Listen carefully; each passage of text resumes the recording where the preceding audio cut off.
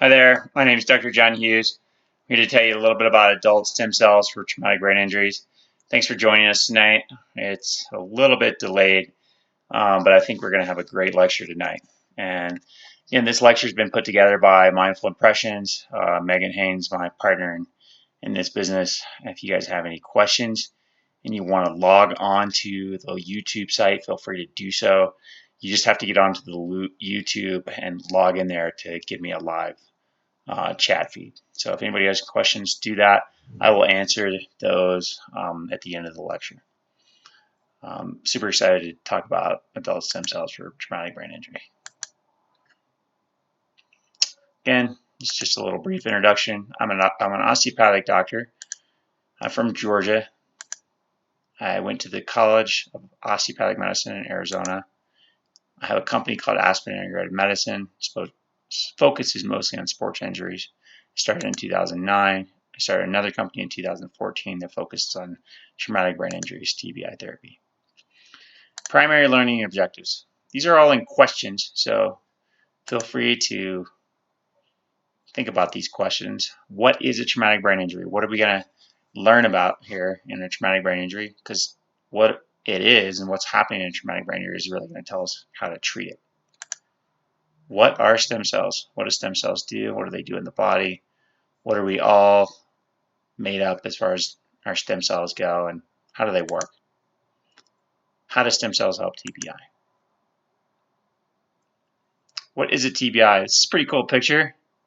We don't think about soccer balls causing that much impact, but you can really see in this little demonstration, I think it's one of the coolest videos that Megan's ever come up with.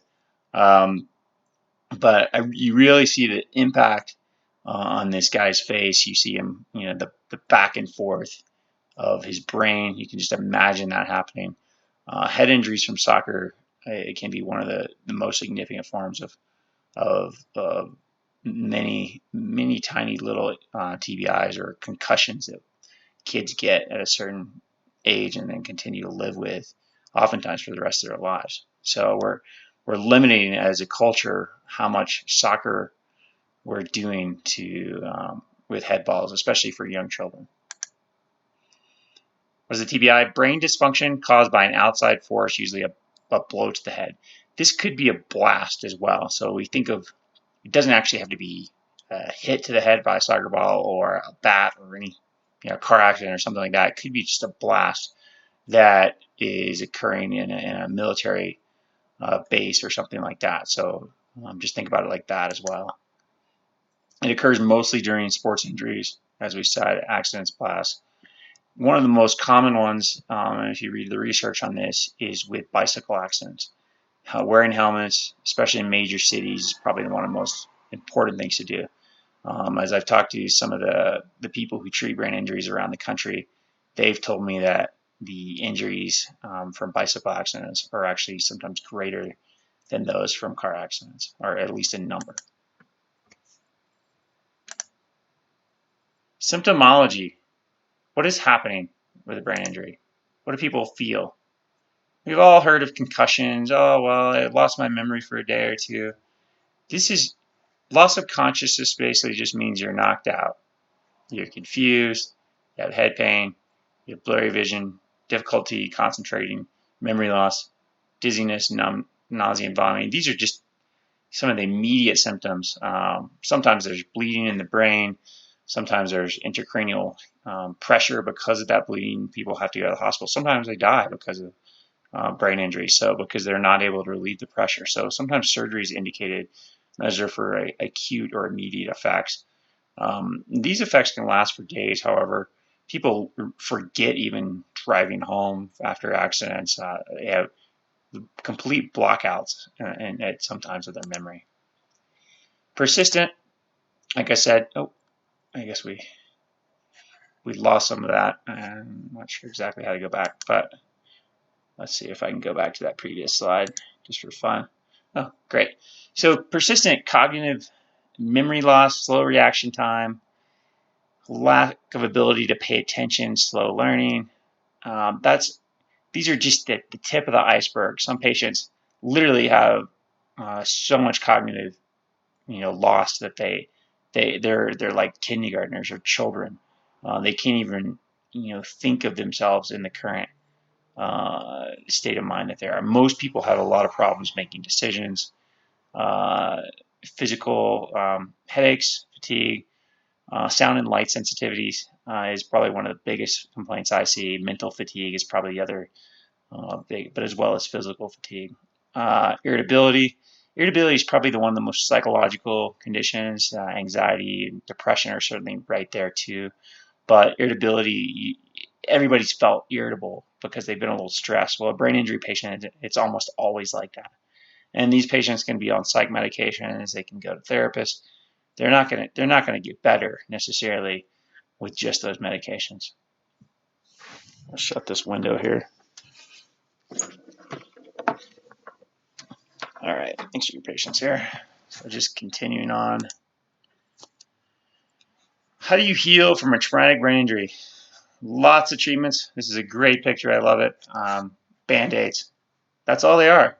A lot of patients, they're trying to rewire the neurons in their brains, but they're not giving the resources to do that. It's kind of like they're told to go rebuild their house, and they don't have the tools, or they don't have the right materials to rebuild the house. And that's really where my business and my focus as a doctor has become, is how do I give the patients the right resources energetically, as well as sort of a hardware raw material perspective on how to help to heal the brain.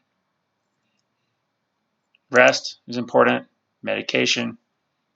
The problem with the idea of rest is that most of us, while we're just sitting here, while we're talking, while we're thinking about just the clouds moving across the sky, we're still using 20% of our brain. So your brain never rests fully.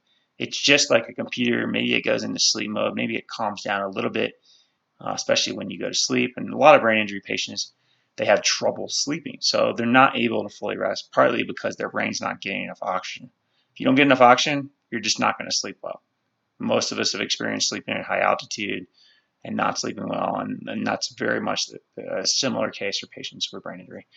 Medication, hands down, there's no real medication for a traumatic brain injury. There's some medications that help. We've looked at a lot of these medications that increase blood flow to the brain. Those do help. Most of the medications given for brain injuries are for the symptoms. Whether it's depression, whether it's anxiety, whether it's pain, you name it, there's a medication for it. Causes, symptoms. These medications are just treating symptoms. They're not treating the cause, the real injury. Rehabilitation, I think of this as physical therapy. Sometimes cognitive therapy can be part of this.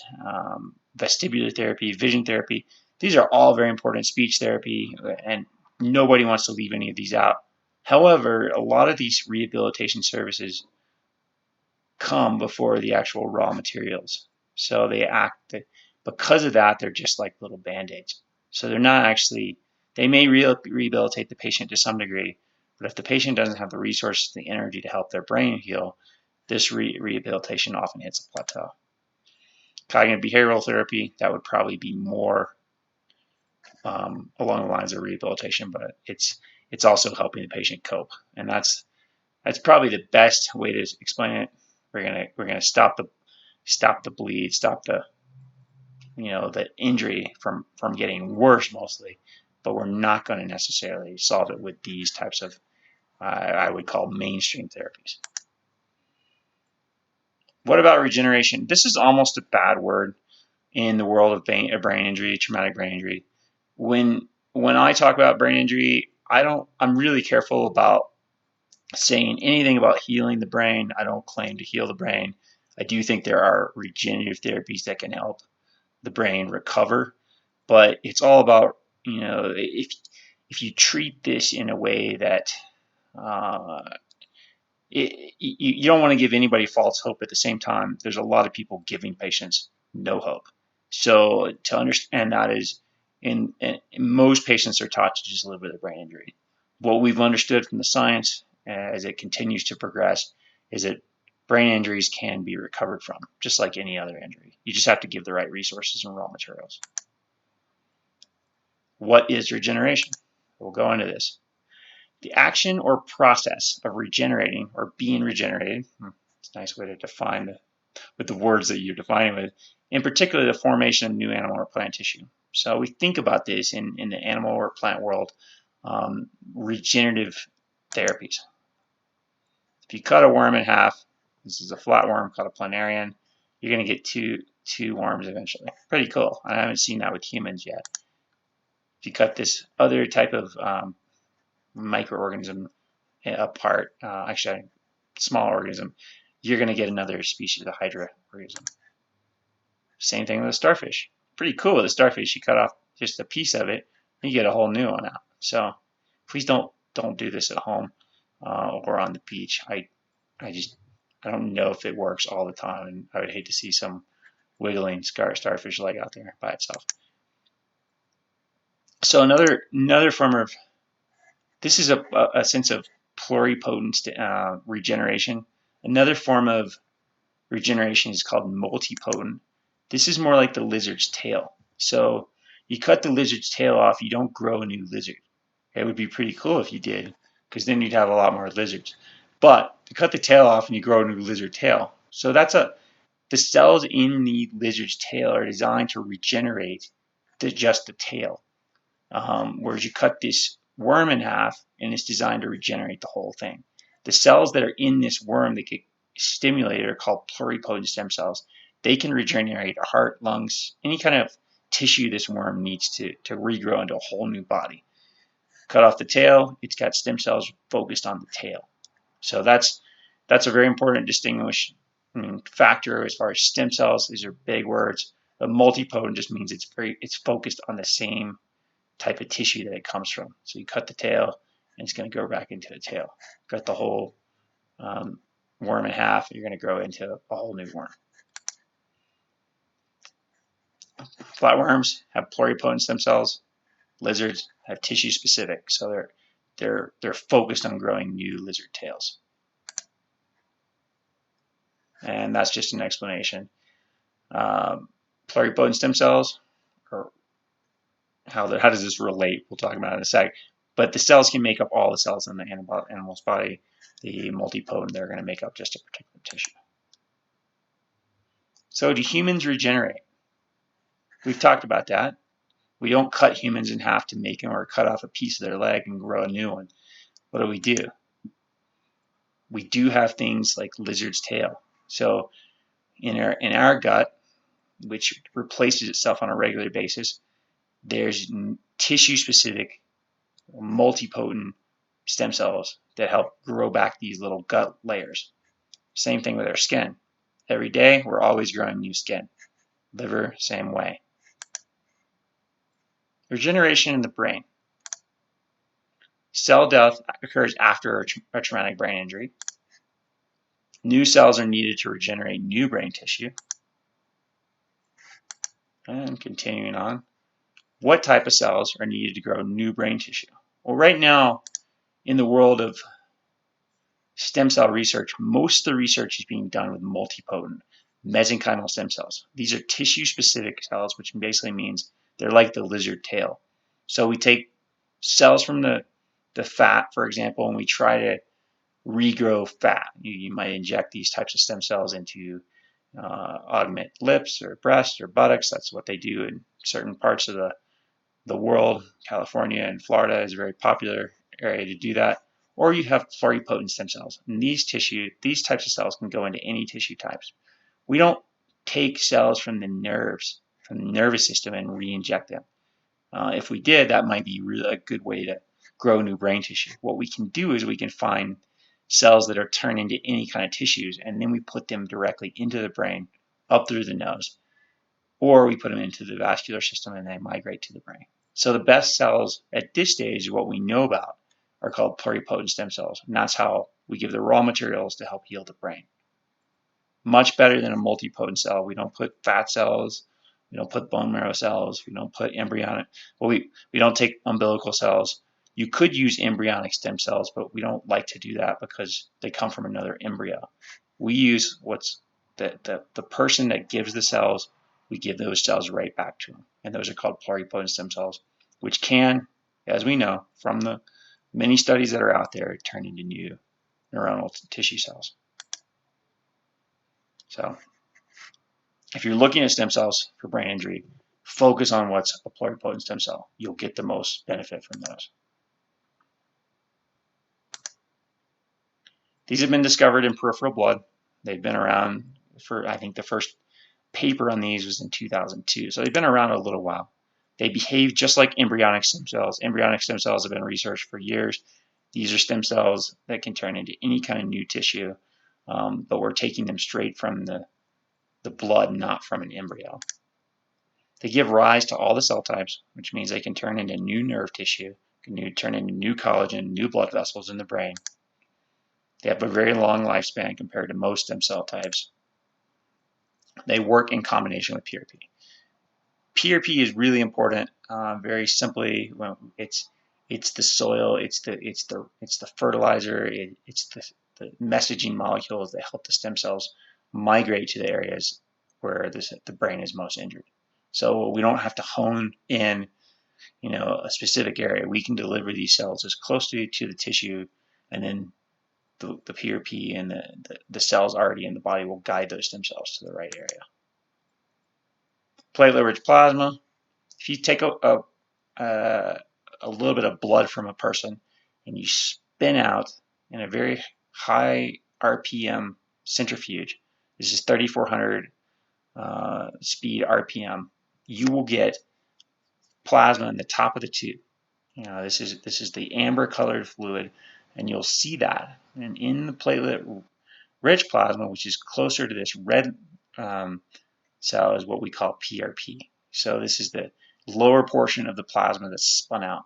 And so what we do is we pull that plasma off and we infuse it with the stem cells, the pluripotent stem cells that are administered to the brain as well as administered intravenously. PRP is also from the blood, full of growth factors. There's over 300 different growth factors in the PRP. We know that in the PRP, in the brain, there's actually collagen, and a lot of the growth factors for PRP is designed to rebuild collagen. That's why I use the PRP as a sports medicine doctor for the ligaments, tissues, and your knee, shoulder, arm, wherever you need it to inject and rebuild those tissues. But it also helps with the collagen in the brain to build blood vessels. These growth factors help cells differentiate and mature. They're kind of like the older, I guess they're like nurturing the cells. That's the most important way to think about growth factors as far as helping the stem cells and helping the cell, not only the stem cells we put in there, but helping the cells and the tissue that are already there in the brain. Stem cells and PRP work together. I mentioned this before. Stem cells are like seeds. Growth factors are like soil, water, and sunlight. So the growth factors from the PRP are basically the fertilizer, sun, and the soil, and that's how we get beautiful plants. Without growth factors, the seed cannot mature. So if you see anybody doing stem cells, they're not using PRP, they're probably not going to get nearly as good of a result. So PRP and stem cells are really essential to use together. Stem cell and PRP procedure. How does this work? What we do is we draw the blood. PRP and the stem cells go through a specialized harvesting. This is a proprietary process. The stem cells also come from the blood as well. Cells are reinfused through the IV, and the cells are also reinfused through the nose. It's just that simple. It does take some time. This is a several-hour process, but we have amazing results when we do these. Keep in mind, these are stem cells. They are little babies. This isn't something you put in the brain through the nose and it happens right away. Most patients get some benefits, but it does take 3 or 4 months for these cells to mature and help the patient's brain. Patients can mess this up if they go out and they overuse their brain. So this is the stage where resting and not doing too many hard activities or getting in another car accident or having another brain injury is really important.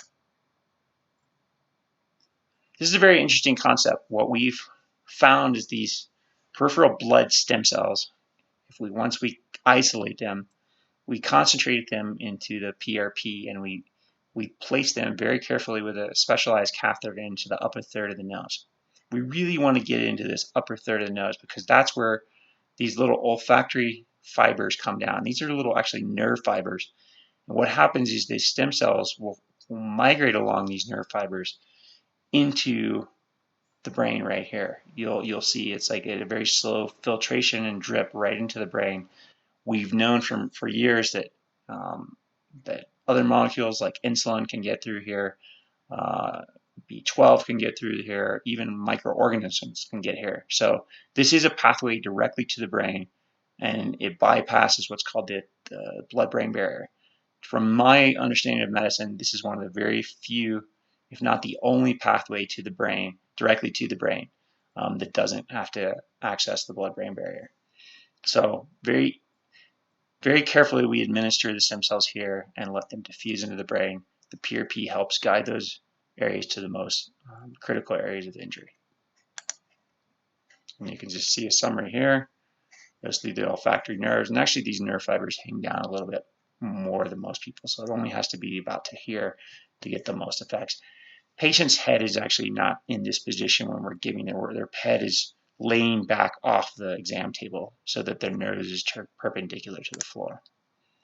Bypasses the blood-brain barrier and into the CSF, into the brain, the fluid that goes around the brain, and nourishes the brain within 10 minutes. Cerebrospinal fluid is what that stands for. TBI Therapy Protocol.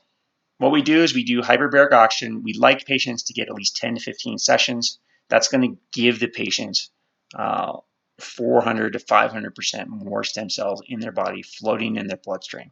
So super exciting when we can get hyperbaric oxygen before.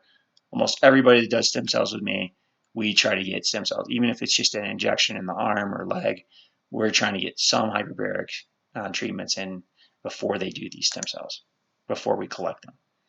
So we collect PRP the same day we collect the stem cells, and we do all these treatments within 24 hours after collection. So it's usually either the same day or literally the next morning after the cells have been collected.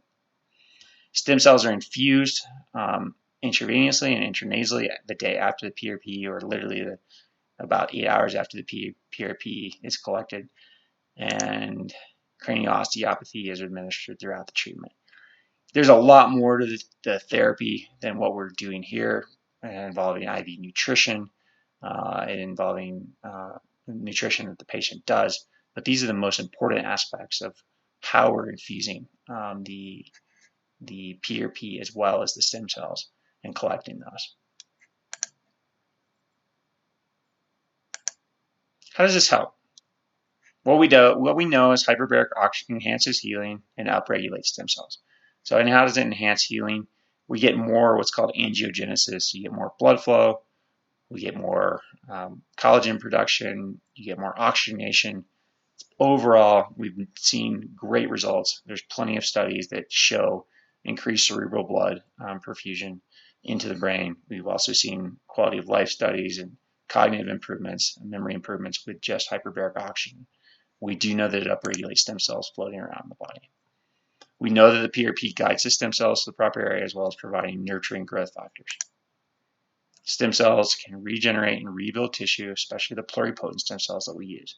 We're not taking nerve cells and replacing them with nerve cells. We're taking pluripotent stem cells that are already present in the blood, and we're regenerating and rebuilding nerve tissue or other types of tissues in the brain, other neuronal tissues. Cranial osteopathy allows the cells to move a little better in what's called the cerebral spinal fluid. A lot of the goal of cranial osteopathy is move the cerebral spinal fluid, which is a river that goes all the way up and down the spine from the sacrum to the brain and through the skull. Patient results. These are very interesting pictures here. Improved mental stamina. That's probably one of the most important things that we see. Over time, patients will report improved memory. I think one of the biggest things is less emotional stress, less irritability. And this is over time. Like I said, it doesn't always happen right away, but it does take some time. Increased ability to prioritize, concentrate. That's probably one of the most important ones for a lot of patients. Many patients are able to go back to work, better mental clarity, and overall improved quality of life. I have seen some patients improve hormones. I've seen patients improve their sleep, improve vision. There's so many other things that can happen as a result of improving the the, the neuronal networks in the brain, rebuilding the injury, repairing the injury that has occurred with the stem cells, with hyperbarics, with the other therapies that we offer at TBI Therapy. These are just some studies. This isn't me just blowing smoke. I didn't come up with all this by myself. All of it has been, well documented in many scientific studies. We know that intranasal administered cells bypass the blood-brain barrier through what's called the cribriform plate to the olfactory nerves into the brain and cerebrospinal fluid. We know that pluripotent cells are responsive to any lineage induction, and they can be, they can be, what that basically just means that they can actually turn into new types of cells when they're induced by those cells. So if you put them in the brain and the brain is injured, the brain can create new tissue in that area, new neuronal tissue, new collagen, new microglia, whatever it needs to create to help heal. And the ability to store and expand and differentiate the peripheral, pluripotent stem cells from autologous peripheral blood to make them valuable candidates. These are the most regenerative stem cells. I don't know why they call them. I call them peripheral blood stem cells.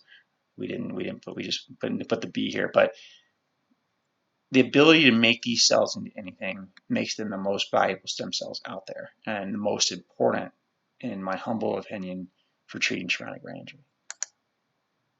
If you guys have any questions, feel free to ask. Oh, somebody's asking a question right here. Let me see if I can access that. Ooh. I need to move my window here, so give me just a sec.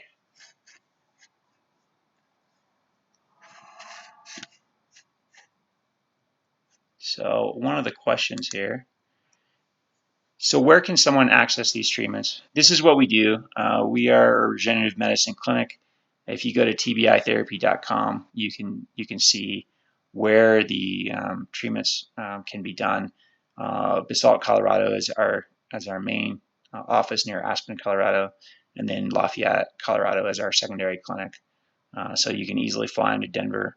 It's a 30-minute drive or Uber ride from the airport to get to Lafayette. Otherwise, you can fly into Aspen as well and get treatments here. Any other questions out there? Thank you for everyone for joining this lecture. Really excited to share and tell what we've been doing with traumatic brain injury. If you have any questions, feel free to contact me at the website, tbitherapy.com, or 303-447-1257. Again, my name is Dr. John Hughes. Really appreciate you guys joining us tonight. Thank you.